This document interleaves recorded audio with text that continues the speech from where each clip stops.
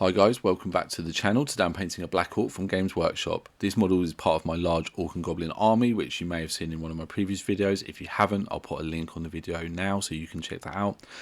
This is the first time I've painted the Black Orc, so this model is my test piece just to test my scheme and also to see how long it's going to take me, because this is an army that I want to get painted up. I don't want to spend 5 hours on each model because that will take a long time. I've got about 200 models to paint, so I want this to take basically as little time as possible.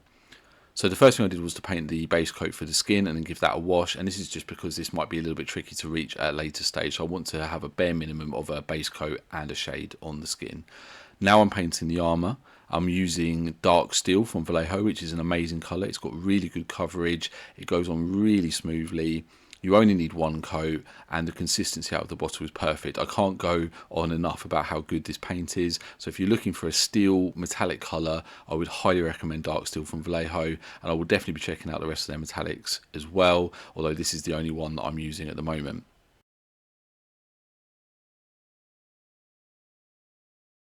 I'm just going over all of the parts of the model that are going to be metallic, and I'm using the same colour because, again, I want to save time. I don't want to be varying too much the colour scheme, which, to be honest with you, the benefit of that is minimal, but the time cost could be significant per model. So I'm just using the same colour on all of the metallics, and then I'll work on them using some weathering and some shading with some washes just to bring them down and add a bit more variety to the overall look of the model.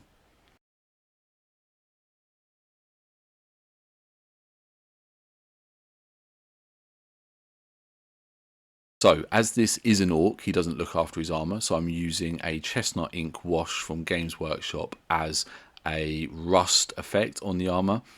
This isn't in production anymore, so you could use a flesh coloured wash or an orange wash or even a red wash, or you could use a very watered down brown or red or any kind of combination of those colours just to produce some rust. There's lots of videos on YouTube about doing rust effects. It's not that difficult, don't overthink it, just use a brown, it will look fine. I think the main thing is to think about your placement of the rust. Don't just splosh it on everywhere. Try and put it in the creases of the armour, areas where basically where water is going to accumulate and run down the armour, and that's where areas will rust. So I'm doing it around the rivets, around all of the joins of the armour, on the chainmail in random splashes as well, because that area is a little bit more tricky to figure out where the water would accumulate. I think the idea though is just don't overthink it too much, just put it on, don't overdo it, but also don't be scared because it is an orc. At the end of the day, he's going to look quite rusty.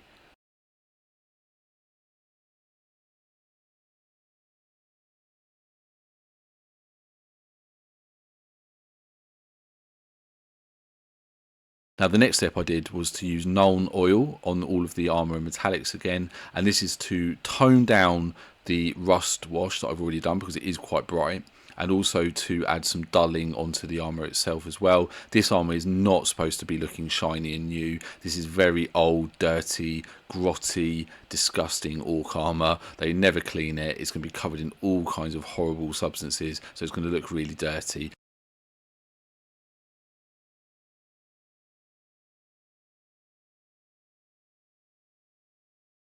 Now once I was happy with where the armour was at, I then moved on to the leather parts of the model, so that's things like the leggings, the boots, the tunic under the armour, the gauntlets as well, and I'm also going to be painting the handle on the sword and the shaft of the mace as well, and this is to simulate wood. Now I did use a variety of different browns for this, but actually with hindsight I would say that you can get away with just using one colour of brown, maybe use a darker one, but essentially this is because once you've done a wash it's not really that noticeable that there's different browns on there, and it's a bit of wasted effort really when you're trying to paint these models quite quickly.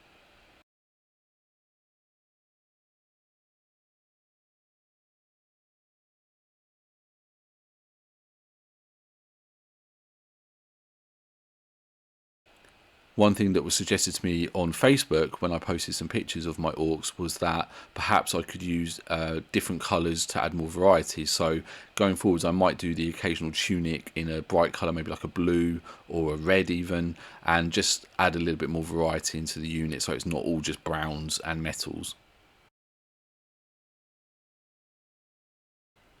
As before, I'm trying to keep the paint job as neat as possible. I'm a firm believer that it's better to take your time and do it right the first time than to have to go back and fix errors and mistakes later on. So I'm just taking my time with a good quality brush with a nice point on it and trying to keep the paint on only the areas where I want it to go.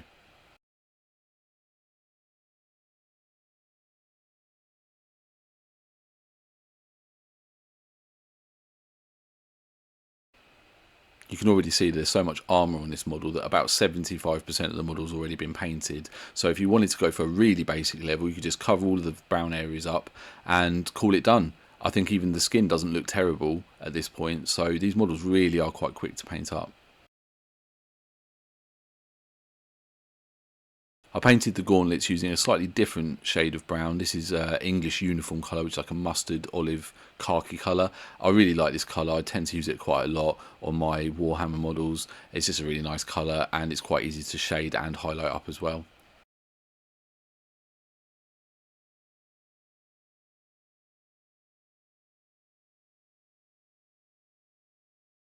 I'm a massive fan of painting orc models. I think they're really fun to paint. You don't even have to be that neat and tidy. It doesn't really matter if you get the occasional brown splash on the armour because it's just going to look like dirt. Same with on their skin. You know, you can actually really paint these models quite roughly and they still look quite good at the end. You can also then cover them up with washes as well, which just makes them look even more dirty, which is brilliant.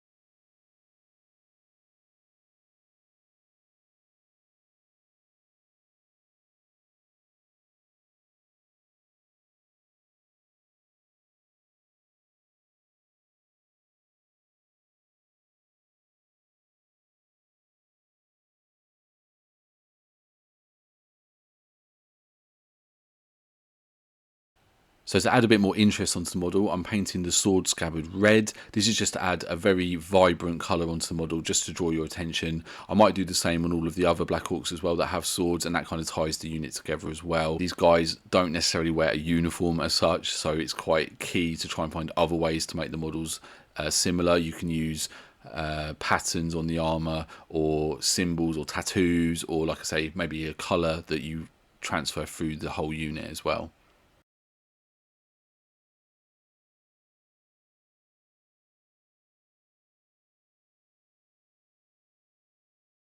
So with the armour, as I said before, I want it to look very dark, dull and dirty, but if you do that, it's going to look very flat as well. So to add a bit more interest, I'm adding a bright silver colour on some of the edges of the plates, and also to simulate where the armour's been dented and is catching the sun, where the armour's been chopped with axes and swords, and that's kind of exposed fresh metal underneath the tarnished metal. So I'm just adding random scratches and scrapes as well across the armour using a thin brush, but also just kind of stippling it across all of the raised areas too, in a kind of weird edge highlight way. And that way I think it's going to make the armour look a little bit shiny, but definitely still dark, dull and dirty orc armour.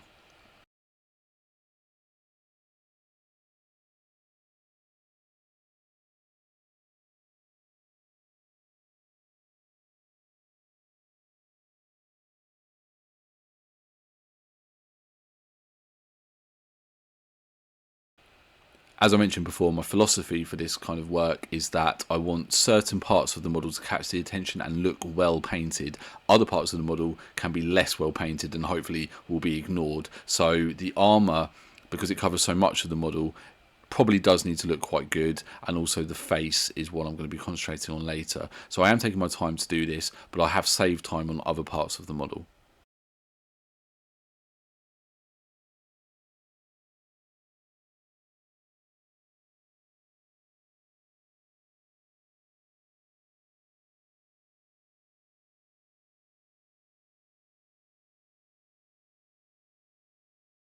I base coated the teeth using a beigey browny colour, which is a nice tone for dirty teeth. Next, using a very fine detail brush, I'm just picking out the teeth and the bone using a skeleton bone colour from Army Painter.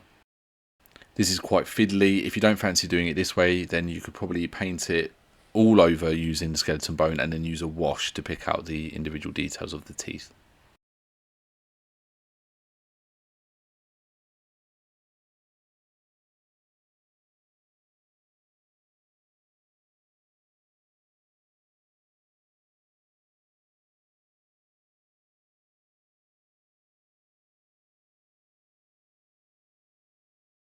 So I'm now working on the first highlight for the skin. I'm using 50% mixture of the base coat and then mixed with 50% of a slightly lighter green colour.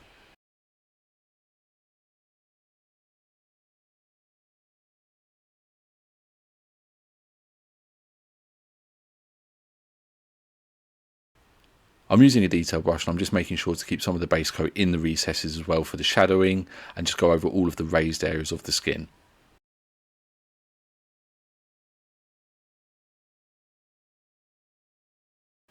As always, it's better to take a little bit of time with this so you don't have to fix any mistakes. Also make sure your lighting is good for your paint area so that you can actually see where you're putting the brush, because this is quite fiddly.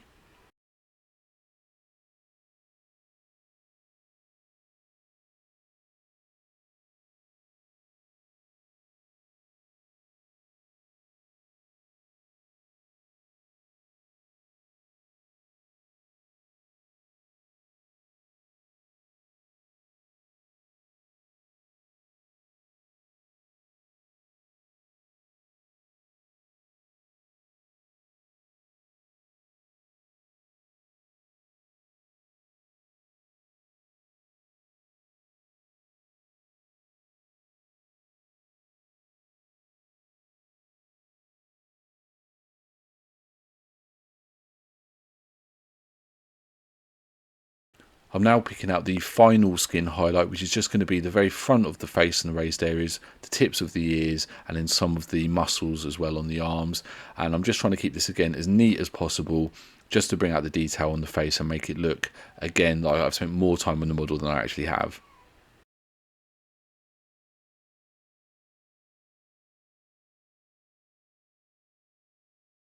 So at this point of the model as well, I'm looking for any mistakes that I've made previously so that I can fix them, as we are approaching the end now of the paint job.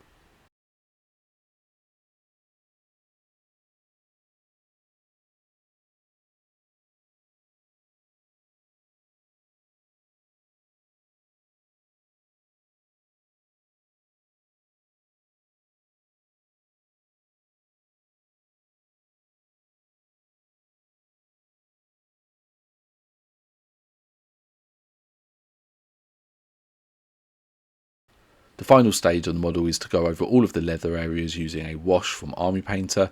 This just dulls down these areas, adds a little bit more definition, as they are quite matte at the moment compared to the rest of the model. I'm still trying to be neat, but I'm not too concerned if this wash does go on any of the metallic areas, because these are supposed to be quite dirty anyway.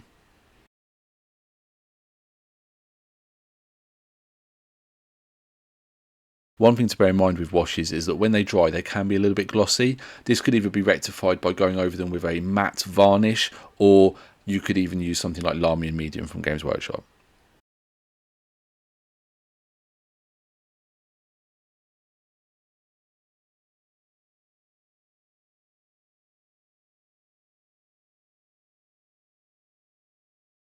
At this point, the model is painted. I'm happy with this. I think this has gone great for a test model, and I definitely think I'll be painting the rest of my unit in the same style. I've obviously done the basing here, which I haven't shown on video, but you can see that in my other videos how I do that. And I hope you just enjoyed this video, found it interesting, and maybe given you some ideas for your own models. Thanks very much for watching, guys. I really appreciate it.